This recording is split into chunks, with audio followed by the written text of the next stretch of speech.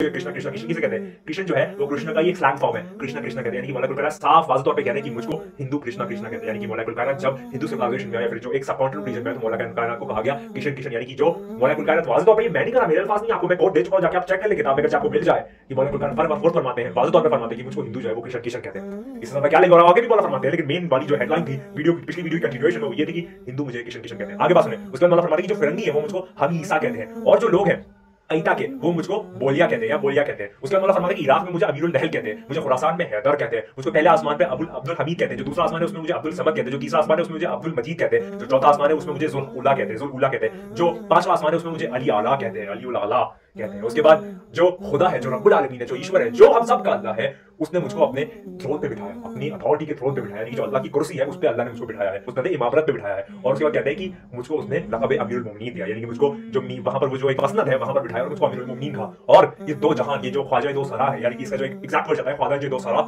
वहां पर सरकार दो आलम सल्लल्लाहु अलैहि वसल्लम ने मुझको अबू तुराब कहा कि ये मिट्टी जो है ये बेसिक एलिमेंट है, बेसिक यूनिट है पूरी दुनिया की इनकार्नेशन का, फॉर्मेशन का। और उसके बाद फरमाते हैं कि मेरे वालिद ने मुझको लक़ब दिया अबुल हसन का और मेरी मां ने मुझको अबुल अहशर किया, अबुल अहशर का। ये जो मेरे